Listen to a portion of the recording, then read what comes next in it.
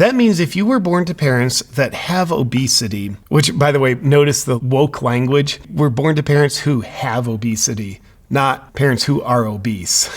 It's a very woke way of her saying this. Okay, peasant citizens, you need to know that obesity has nothing to do with diet and exercise. Don't take matters into your own hands. Don't have sovereignty and control over your health, because guess what? It's out of your hands. Just trust us. Okay? What's up, my beautiful freedom-loving friend? Welcome back to the JP Reacts channel, where we do enjoy calling out the lies, hypocrisy, and corruption of tyrants.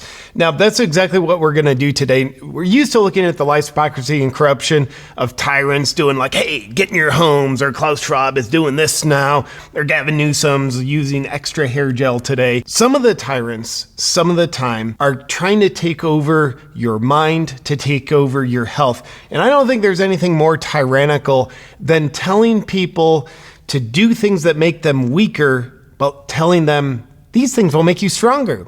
Hey, encouraging people to be lazy, encouraging people to be complacent, encouraging people to be overall weak while telling them it's good for them. For me, this is absolute tyranny at the level of the mind and propaganda. With that said, the topic today is a newly appointed doctor by the Biden administration who has said obesity has very little to do with diet and exercise. You can see right here, Dr. Fatima Cody Stanford. She's a doctor.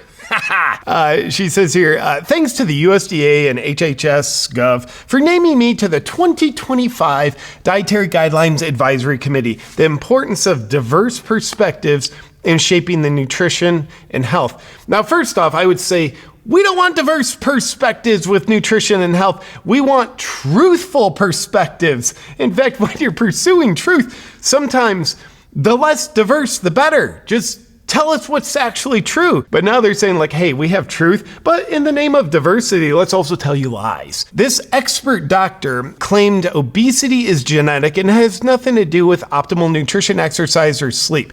And now she's been named by the Biden administration to the 2025 Dietary Guidelines Advisory Committee. Okay. As we get into this, I mean, first, a common sense question is like, okay, like, let's pretend for a second we don't have common sense. Let's pretend for a second that obesity has very little to do with exercise and nutrition. All right, then why do you need to be on a committee forming dietary guidelines? If diet has very little to do with anything, very little to do with adversity, then why do we need a committee committing dietary guidelines? Yeah, these guidelines are probably actually a crime, so they are being committed. But welcome to 1984, where common sense and logic isn't really welcome here. So yeah, obesity, nothing to do with diet and exercise. It's fine. In fact, obesity's kind of good for you. It's like the next thing these same people are coming out and saying like, hey, we just discovered smoking is not bad for you. It's actually kind of good for you. I don't know if anyone is dumb enough to actually fall for Dr. Fatima Stanford's perspective and this propaganda that says diet and exercise has very little to do with obesity.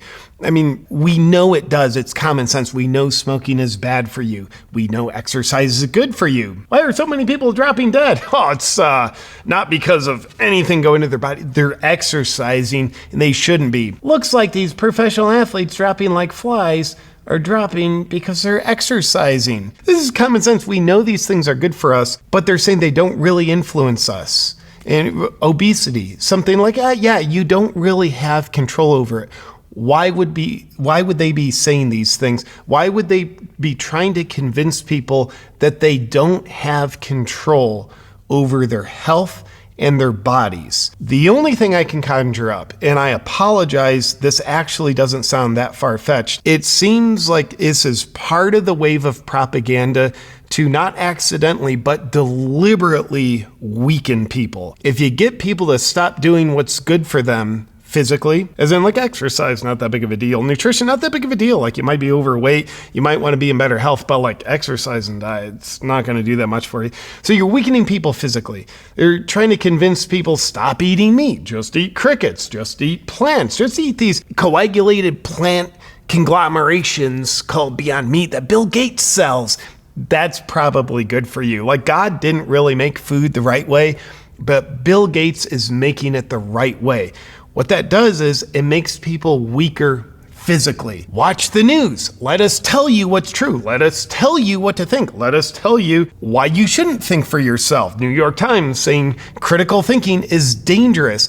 That is weakening people at the mental level. So physically, getting people to stop exercising. Gyms are closed down for the whole pandemic. It's very dangerous in gyms.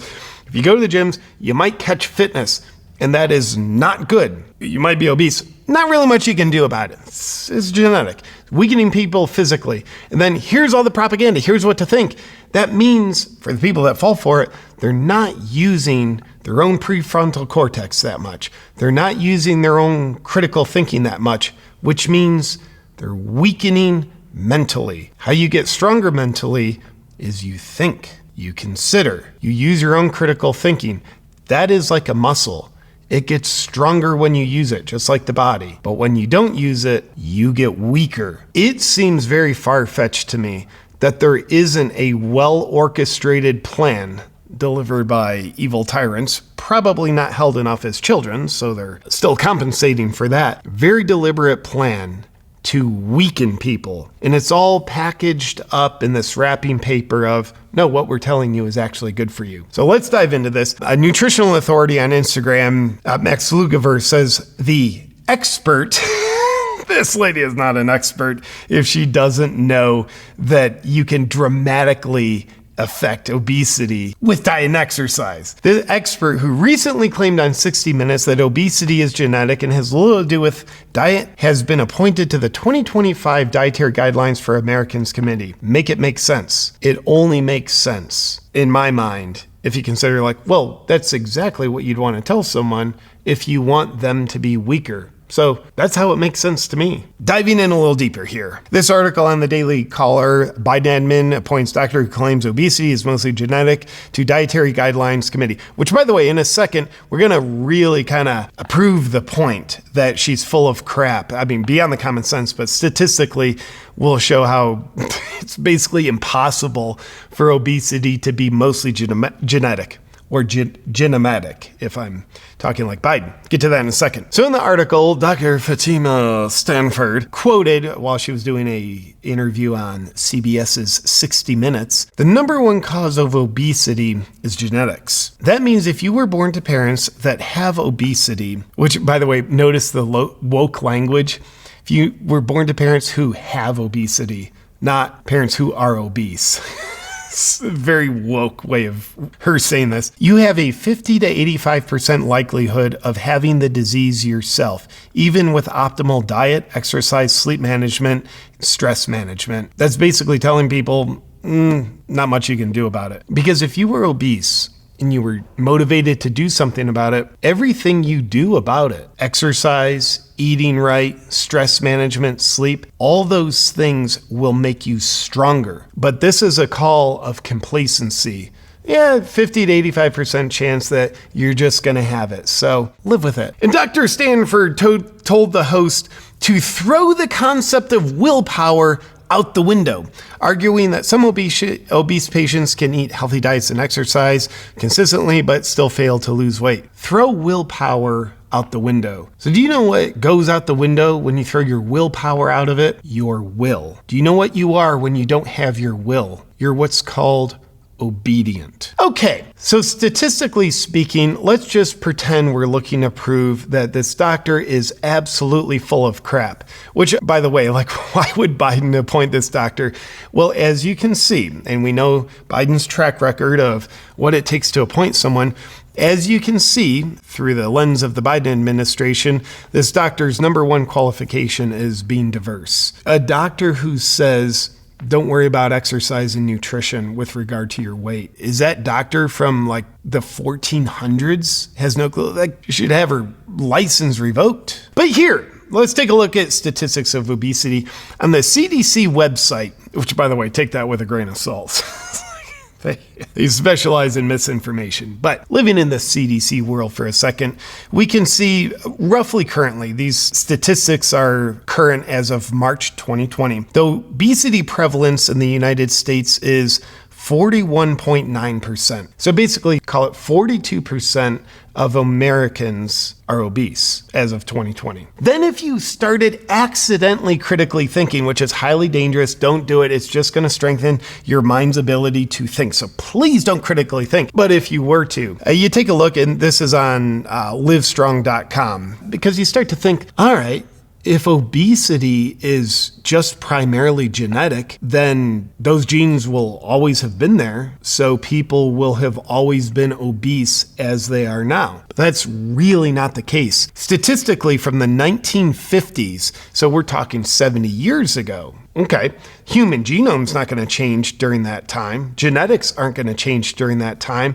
Lifestyle factors, nutrition, the food supply has changed dramatically, but that doesn't count for anything. Right, Dr. Stanford? So in the 1950s, the obesity statistics were 10% of US adults were obese, not 42%. Now, Dr. Stanford, these are people with the same genetics, because it takes tens of thousands of years for people's genetics to change. These are people with the same genetics in the 1950s that people dying from the 2020s have. But people from the 2020s, 42% rate of obesity compared to the 1950s, 10% rate of obesity. Genetics haven't changed. What has? Way more processed foods, way less exercise. A doctor might be full of crap. So is there a deliberate attempt to get people not only complacent with being obese, but to get people to think being obese is healthy? Yes, there is that movement. Now, I want to throw out a quick disclaimer. The idea that obesity isn't healthy, predisposes you to heart disease, increases the rate of diabetes dramatically, is just a known fact. This is medical science. That's just objectively we're looking at it. We're not talking about like, hey, you should shame people for being obese. Absolutely not. We're just saying if someone wants to be healthy and avoid diseases that obesity leads to, then being obese is not a good idea if being healthy is your objective. But you take a look at some of the propaganda we've seen not too long ago. Cosmopolitan magazine, an obese lady doing a yoga pose. Cool. And it literally says on the cover, "This is healthy." They did another cover, another obese lady, this one not doing yoga, whatever. "This is healthy." Now, I think what we want to say is, hey, if you're obese, you don't have to feel like crap about yourself, and certainly don't treat other people like crap. But to say you're obese and that is healthy for you, that is nothing but a deceptive lie that I would argue, because it's a fact, it literally hurts people. If you encourage people to stay in a place of health that is damaging to them, you are damaging them by telling them that the things they do to themselves that are bad and harmful, telling them that they're good. That is damaging to people. And I personally believe Dr. Fatima Stanford, the Cosmopolitan magazine, as you see here, these people are culpable in harming people. And I say that, and I don't even know what the word culpable means, but they're responsible for harming people. And I do believe they should be held accountable. I mean, I hate the word misinformation because it's been so overused, it's been abused. Yet looking at the term misinformation for what it actually is, this idea that obesity is healthy, this idea that obesity, really only genetic, diet and exercise won't do much for you. That is blatant misinformation. And the media world we live in, like this is not censored by big tech whatsoever. This is not censored by the mainstream media. This is not fact checked. So if those mechanisms of censorship were truly fighting misinformation, and we know they're not, but if they were, this misinformation would absolutely need to be censored. But the plot thickens a little bit more. Now, I saw this piece going all over the place, and I'm just pulling it from Joe Rogan's Instagram account. The new government-funded food pyramid says Lucky Charms are healthier than steak. Lucky Charms, loaded with sugar. It's just processed grains with sugar added, very void of nutrition, very high on high glycemic carbohydrates that are extremely good at making you overweight, very good at causing oxidative damage in your cardiovascular system, very good at creating energy spikes and energy crashes, very good at disrupting your hormonal system, very good to have on a here's how to be unhealthy pyramid. But for a food pyramid, if it was in fact intended to make people healthy, and the USDA food pyramid is not intended to make people healthy. The USDA food pyramid wasn't formed by doctors and legitimate health scientists. Back in the day, the USDA food pyramid was funded, not created in research, but funded by the U.S. agricultural industry. And it just so happens, like you'd think, base of the food pyramid, why are so many grains recommended? It's not because they're healthy for us. In fact, I would argue so many grains that shouldn't even be on the pyramid. But it's the base of the pyramid, what you should eat the most, because the U.S. agricultural industry grows the most amount of grains. The food pyramid is just shaped on the economy of the food industry. What you see at the top of the food pyramid is what the U.S. agricultural industry simply grows less of. Like coconut oil is amazing. It's a beautiful, healthy fat, in my opinion. But fats are at the very top of the food pyramid. Say, dude, don't eat this stuff. Barely eat it at all. Well, the U.S. doesn't grow that much in the way of coconuts. So there's not that much market share for the coconut oil industry to get. But the U.S. grows a crap load of grains. If you've ever driven through the Midwest, you see corn, soy, wheat. That's what the U.S. grows the most of. There was funding, there was lobbying with a USDA, and they said, all right, okay. For the good of the economy, we'll have that be at the expense of the people. We'll recommend that people eat the most of what is the most bad for them. So with that said, please think for yourself. This latest expert advice from Dr. Fatima Stanford of, like, you're obese, but there's genetic. Like, don't do anything about it because it's genetic. Like, just live with it and pretend it's healthy. Don't exercise.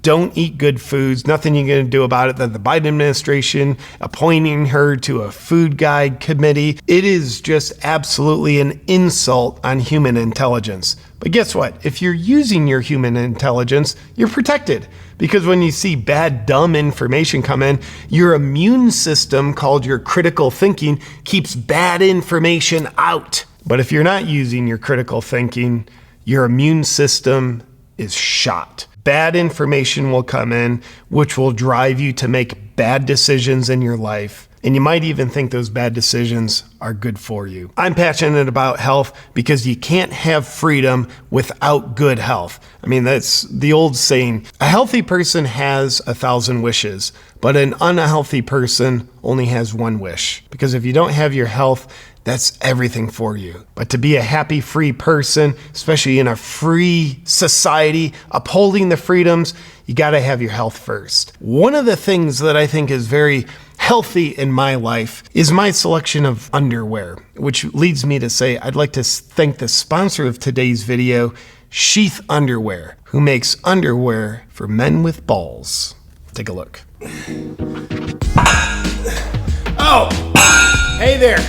I want to thank the sponsor of today's video, Sheath Underwear, the best underwear on the planet. I know this is true because Earth is the best planet in the solar system, and Sheath is the best underwear on planet Earth. So, men, I want to talk to you for a second. Sheath makes it so you no longer have to wear ugly, uncomfortable underwear that degenerates your manhood. Instead, Sheath says, You deserve the most stylish designs and colors on the planet, made from the softest materials on the planet. And aside from that, based on what I'm seeing right now, Sheath also offers a dual pouch system to support your junk, like no other underwear on the planet. These are my newest pair, Blue Iceberg, and these are Orange Hexagon, and these are the Purple Geometric. My grandfather always said, son, life is too short to wear degenerated socialistic underwear that make you look ugly. You deserve to wear the best underwear on the planet, like a real American. And if you want to tap into the American underwear dream like I do, just go to sheathunderwear.com/awaken.